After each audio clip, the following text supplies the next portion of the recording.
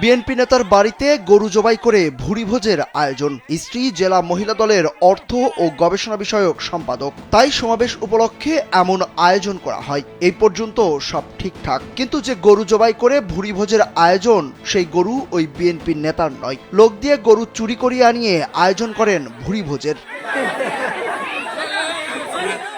এদিকে গরু চুরির বিষয়টি জানাজানি হলে গরুর বিরিয়ানি নিয়ে লাগে লঙ্কাকাণ্ড। যে যেভাবে পারে বিরিয়ানি নিয়ে করে কারাকারি। গরম বিরিয়ানির ভিতর হাত ঢুকিয়ে যে যত পারে নিতে থাকে। সূত্র বলছে, উপজেলা মহিলা দলের সমাবেশ উপলক্ষে বিএনপি নেতা মাহমুদুল হাসানের বাড়িতে ভুরিভোজের আয়োজন করা হয়।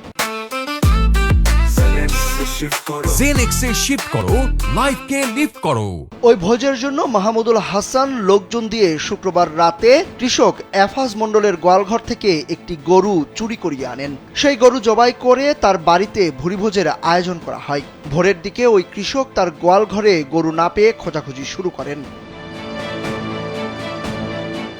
স্থানীয় লোকজন মাংস ব্যবসায়ী মোহাম্মদ বজলুরের কাছে গরুর মাথা ও চামড়া দেখতে পান। পরে ওই মাথা ও চামড়া এফাজ মণ্ডলের গরুর বলে শনাক্ত করা হয়। মাংস ব্যবসায়ী বজলু স্থানীয় লোকজনকে জানান, বিএনপি নেতা মাহমুদুল হাসান ও যুবদল কর্মী সুমন মণ্ডল তাকে ওই গরুর মাংস কাটতে নিয়ে গিয়েছিলেন। পুলিশ ঘটনাস্থল থেকে যুবদল কর্মী সুমন ও মাংস ব্যবসায়ী বজলুকে আটক করে। এ সময় গরুর চামড়া, মাথা ও কিছু মাংস জব্দ করে পুলিশ। ঘটনাটি জামালপুরের মাদারগঞ্জ উপজেলার আদারভিটা ইউনিয়নের দক্ষিণ কয়রা গ্রামের। এই ঘটনায় গরুর মালিক এফাজ মণ্ডল বাদী হয়ে থানায় মাহমুদুল হাসান সহ 12 জনের নাম উল্লেখ করে ও অজ্ঞাতনামা 7 থেকে 8 জনকে আসামি করে একটি মামলা করেন। বিষয়টি নিয়ে আলোচনা সমালোচনা শুরু হলে ইউনিয়ন বিএনপির সাধারণ সম্পাদক মাহমুদুল হাসান মুক্তাকে অব্যাহতি দেওয়া হয়।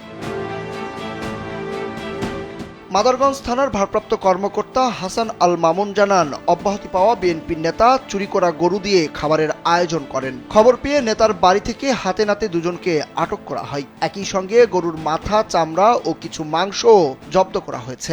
জনৈক মুক্তা চৌধুরী নামে এক ব্যক্তি তার বাড়িতে গত রাত্রে ভোরবেলায় একটি গরু জবাই করে।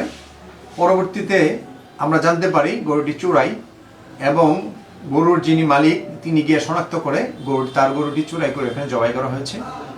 সংবাদ পেয়ে আমরা তাৎক্ষণিকভাবে ওইখানে মোবাইল টিম সহ এক্সট্রা টিম আমরা পাঠিয়ে দিই। ঘটনার সত্যতা পাই। ঘটনার সাথে সম্পৃক্ত থাকার অভিযোগে আমরা হাতে নাতে 2 জন আসামিকে গ্রেপ্তার করি। অন্যান্য যারা আসামি ছিল এই ঘটনার সাথে সম্পৃক্ত তারা পালিয়ে যায়। এমন ঘটনায় বিব্রত উপজেলা বিএনপি। তারা বলছেন, অপরাধীদের বিএনপিতে ঠাঁই হবে না। এমন নিকৃষ্ট কাজ কোনোভাবেই কাম্য নয়। এরই মধ্যে ব্যবস্থা নেওয়া হয়েছে দোষীদের বিরুদ্ধে। সুরুজ আহমেদ, কালবেলা।